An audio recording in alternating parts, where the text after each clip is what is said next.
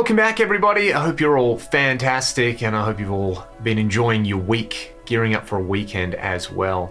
Thank you so much for this week's questions. I always get a kick out of reading through everybody's questions. So if you want to ask me a question for next week, please put it in the comments section below. There are links to my music and my Patreon in the video description, as well as a link to my Discord server if you just want to come and hang out and talk about music, coffee, guitar gear, post pictures of your pets and your cats and all that kind of good stuff. You can do that on the Discord server, which is linked in the video description. I've really been enjoying having a Discord, and there's some fantastic people sharing knowledge and just hanging out there. It's a whole bunch of fun. But we're here to answer some questions, so let's do that right now. I'm going to start with a question from Miguel. Great video. It would be great seeing a video on the Axe 3 amps where you're mixing the amps. And there was a reply to this as well. Somebody answered my question for me. I did do a video on quad tracking guitars. If you've listened to any of the Ragdoll Back to Zero album, that's all quad tracked amps. And I just kind of go through and do a similar thing using amps in the Axe 3. I think it's called How to Make Riffs Sound Huge, or something like that. So if you troll through my channel, you'll be able to find that video on quad tracking, and I think you'll really enjoy it. I should do another one. It's a good excuse to just kind of pull a few more riffs out right there. So yes, I have done a video on that, and yes, you can find it. This one is from A540. What would be your no budget total baller dream rig? Guitar effects, amps, keep up the cool videos. We're getting spicy right now. I kind of think I have my dream rig at the moment. The last show we did, I actually used 2 guitars live, which was like a big luxury for me. I played my Hamer Standard for half the set, and I played my PRS SC245 for the rest of the set. I guess if we're going no budget, I would have PRS make a clone of my SC245 in a couple of different colors so that I can have the same guitar in a bunch of different colors, like a different guitar for every song. You know, when you go and see a band in an arena and they do that kind of thing, although I wouldn't be playing in an arena, I'd just be playing in probably a small club, hopefully to some people as well. But yeah, I would probably get a bunch of copies of that particular guitar made. And then, you know, I've got my FM3 live, and it's fantastic. I'm pretty stoked with it. Maybe if I had to, I would have my Axe 3 for all the kind of main tones. But you know, do I have to carry the rig? If someone else is carrying the rig, I'll bring along an even tighter clips and my TCG Force and the Roland SDD, you know, just a bunch of like rack stuff, and probably only use them for a sound each, because we're going totally overboard. You know, if it's worth doing, it's worth overdoing. And you know what? I would go all out and get a really nice set of molded in-ears made, and then I would be totally happy. So I'm actually fairly close to that rig. I'm not using molded in-ears yet. I'm just using Shure SE215s, because if you break them, they're cheap to repair, and I'm using the FM3 Live, and I've got my SC245. So yeah, something like that. Of course, I would have a wall of Marshalls behind me, just like Yngwie. Fun story, I remember the last time Yngwie played in Perth, apparently the word went out, like anyone with a Marshall, bring it down and stack it on the stage. So I think he had all of Perth's Marshalls on stage. And I didn't get to go to it because I had a fly gig or something like that. It would have kind of been cool to have that little moment. So I would go full Yngwie with the wall of Marshalls behind me, and probably just an FM3 on the floor, let's face it. Anyway, good question. A lot to think about there. I would love to hear from all of you. What would be your absolute no budget, all in guitar rig? Let me know in the comments. This one is from Simba, who just ordered a PRS Custom 2408 in Cobalt Blue. Congratulations. I've actually never played one of those. I think if I get another PRS, it is down to 2. It is down to a DGT. You all saw the video I did with my buddy Ray's DGT. Mind-blowing guitar. Probably the best PRS ever. Or a hollow body, because I've had a hollow body on my wish list for a long, long time. I would love to get a black one so it can kind of match my SC245. That would be pretty cool. But the 2408 looks really, really nice. Let me know how you like it, Simba. This one is from Brian. How would you set up a whammy drop like the start of Lonely Boy on the AX8? So if you use the pitch block and you use the classic whammy, what you can do is attach a control switch to the control parameter, the kind of the whammy parameter in there, have it set up for an octave down, but you go into your control switch, you assign it, and then you tweak the attack and release times on the modifier so that it kind of drops, and use a momentary control switch as well. That way, if you hold it down, it's going to go boo, and it stays there until you let go of it. So that's how you would do that without having to use a pedal. PRS Dave 22 with another great question. Do I still use in-ears all the time for gigs? Most of the time. If I can, I will use in-ears. The break glass in case of emergency option is I've got an atomic CLR I can take with me. For all the ragdoll shows, we're all on ears, so kind of just makes sense to be on ears. If I'm doing a filling gig or something like that where I can't take my in-ears, I will take the CLR. Yeah, otherwise I just kind of miss that big thump of a 4x12 cabinet, but I always used to have my 4x12 cabinet on its side and either turned to the side or turned around anyway, so do I miss it? I don't know. It is really fun blasting through a 4x12 there, though. Somebody noticed that there was a cat on the couch last time as well. I got a pillow with a photo of a cat on it this time to make up for it. This one is from Lona G. This is for next week, which is now this week. Man Cave Rehearsal Live. How do the presets built for the Axe FX 3 translate to each environment? Well, we normally rehearse here in the Man Cave, so that's kind of 2-in-1. I just find that playing live, I use some EQ and I use a multi-band compressor. Basically, it's a dynamic EQ, so all that really changes is what I do with the EQ. At home, if I'm playing at lower volumes, the tones are going to be brighter. You have that so-called Fletcher-Munson set of curves. You know, basically human hearing is very non-linear, so as you turn the volume up, you start to hear the extreme frequencies a lot more. And I just basically cut those out. If you go and watch my FM3 live rig kind of preset breakdown, I go into depth there. So otherwise it's just kind of the same thing. I don't do too much with it. You could use the global EQ or something like that to translate between different environments. I think because I'm using the Atoms, they're pretty good monitors, and I'm pretty used to the way they sound in this particular room. So yeah, there's kind of no big surprises there. This is from the channel for everything.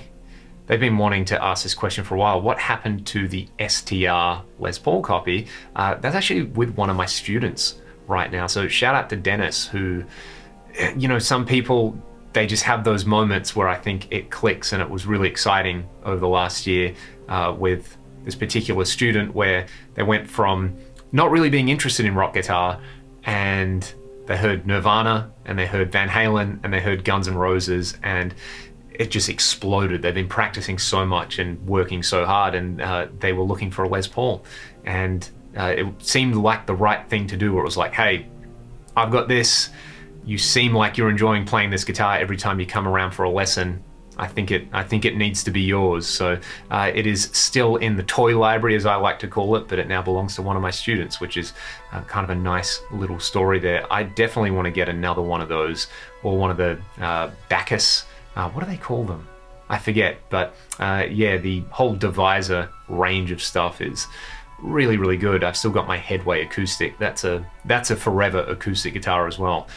Anyway, let's go on to the next question. What multi-modulation pedal, that's a big word, would I get? This person, I don't even know how to pronounce that name. I apologize, the first bit is Moore's one. I'm leaning towards the GFI Synesthesia. There's another mouthful. Any thoughts about that one? I haven't tried that one hands-on. I really, really want to. There's two channels that I've seen demo it. Brett Kingman's channel, of course, he makes everything sound amazing. And there's a really great channel you should all set up. You should all go and subscribe to. It's basically called like writing songs with pedals. And they did one with the Synesthesia, which I thought was fantastic, like in kind of like an indie rock context. So go and check that one out. I think it's just called Writing Songs with the GFI Synesthesia. Whew. You guys are making me work hard today. It looks amazing. I think the other big multi-mod one is the Wampler Terraform, which again, I haven't tried. Or you could just go for something like a PolyFX Digit, which has loads and loads of modulation options in it, and LFOs and sequencers and chaos controllers. And that's kind of the that design your own, if you just want a plug and play thing, maybe the GFI, or an Eventide H9 as well, all the modulations in there, or the mod factor is really good. I love the mod factor. I sold it to get an H9, so it felt like the right thing, but that one's got knobs on it. So yeah, I think any of those you're gonna be pretty stoked with. This one is from Zedroid. How would you handle getting stuck while dialing in a tone? Let's say you can envision the tone you want, but you can't get there. I would stop and I would go and have a cup of coffee and go outside and get some sun and check my phone and just give my ears a rest, I think. Drink a glass of water, you know, hydrate, all those kind of things. I find that when I'm struggling to dial things in, it's because I have been blasting my ears. You know, I've been sitting down for more than 40 minutes working on something. Your ears get tired and they stop working so good. You know, it's really easy to sit down and, you know, either listen to music really loud or mix or practice or just play and expose your ears to like long periods of time of high sound levels. Imagine you went to the gym and you picked up dumbbells and you just started curling and you tried to do it for 45 minutes. You'd be in trouble, and your ears are far more sensitive than something like that. So yeah, I would just take a break. Sometimes taking a break is really overrated. Overrated? No, it's underrated. Taking breaks is underrated. You got to take breaks. And yeah, hydration, sleep, all those kind of things really play into it. So do not be afraid to walk away from something.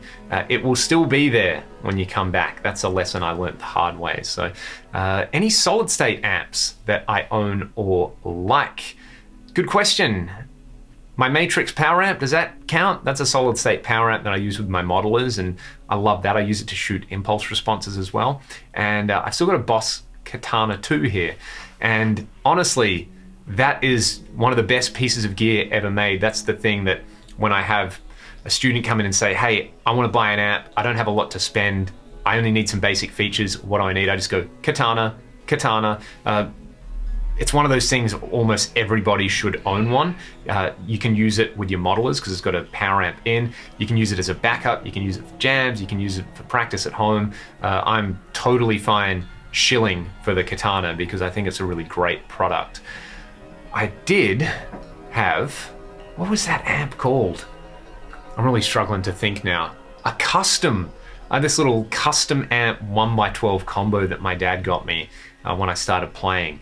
Forgot all about that. I think it's still kicking around here somewhere. Maybe I should pull it out. But it had a 1x12 Celestion in it, and it had a really, really good clean sound. I didn't really care for the dirty sound, but yeah, I gotta find that. Thank you for making me remember that. All right, so yeah, solid state amps. I don't have anything like a Randall or anything like that, or any of the classics. The Marshall MG has a very, you know, fond place in my heart because that was my high school amp that was in the jam room at school, and it was kind of like the good sounding one. So yeah, I never owned that one, but it's probably still there at my old high school. Yeah, excellent question. This one is from Eddie, talking about the Behringer XR18. Do I have any presets for it? We don't really use any presets. It's just kind of this, I don't really know what's going on in there. A lot of the time, it's just, you get on there, you're at a gig, you kind of tune the PA to the room and just grab and go. And normally we just kind of adjust a few levels on our in-ear sends, and it's kind of different from show to show. So I don't know if we're really using that many effects. I think there's maybe just a little bit of reverb on some of the vocal sends, and I haven't really delved too deeply into it because it just kind of works. So sorry that I can't help you there. I don't even know any kind of good resources for that. Maybe I should do a video about it and just kind of dive in and play around with it. That would be interesting. This one is from Not Telling, who's not telling. A few weeks ago, I did a video with the 88 MP1 and I was using my Axe-FX 3 as a power amp simulation. I've done a standalone video talking about power amp simulation with the Axe-FX. So if you look that one up on my channel, you should be able to find it. DMAC wants to know if I can do a review of the Boss GT8. Speaking about high school before, shout out to my buddy Gareth, who, you know, we had our high school band and I had a Boss ME50 and he had a Boss GT6. Glorious gold thing with amp simulation. I always remember when he got that, that was the envy of everybody. That was a pretty amazing unit. And then the GT8 came out. I think that was, what color was that one? Was it like a black chassis and you could run 2 amps on it? I really wanted one of those. And then probably around a similar time, I got an 88. So I was the weird person, but I wonder what they go for. Let's just out of curiosity, let's have a look at a Boss GT8 on eBay or Reverb. How much can you get one of these things for? There's a bunch of demos. There's eBay, 180-ish US dollars. Yeah, it is. It's the one with the black chassis. That's cool. You guys are giving me ideas. Is this going to be the next thing? Like moving on from racks? Once I've tried every rack unit out there, I've got to go and try every Boss multi-effects unit or something. I hope not. I hope not. But yeah, I'll try and find a GT8 or just a GT6 or something. It would be interesting. Or maybe bring my old ME50 out. I've been loaning it to one of my students. So that could be an interesting one. This one's from Gary. Do I record any stereo tracks or do I multi-track mono guitar tracks? Normally it's multi-tracking mono guitars for the main rhythm guitars, and then there will be, if there's any kind of like effecty stuff, I'll normally do that in stereo. If you go and listen to the most recent Ragdoll single called Follow the Leader, the main guitars are double tracked. I think it was a blend of the Fractal Uberschall and Atomica. So that's a double. In the last chorus, there's another double that comes in with like the JCM 800 model. And then in the pre-chorus, I'm fairly certain we kind of dialed in this like Thai Tabor-ish kind of, you know, delay, phaser, panning effects thing. And that was just a stereo track on there. So if you listen to the pre-chorus, you can hear the main guitars with this extra stereo track in there. So yeah, good question. Let's have a look. Recommendations on an FR speaker. If you're playing at home, I love the Atom A7X monitors. I've had them for ages and they work for me. And I'm using the Atomic CLR for live stuff like I was saying earlier. So there's my 2 recommendations. All right, we're very close to the end of the Q&A. Let's see. And yeah, like I said last time, no disrespect to anyone who loves the ESP Viper shape. I know a bunch of people really do love it out there. So I think you all got that. So this is a question from Tim. The Boss GT1000 Core or the SY1000?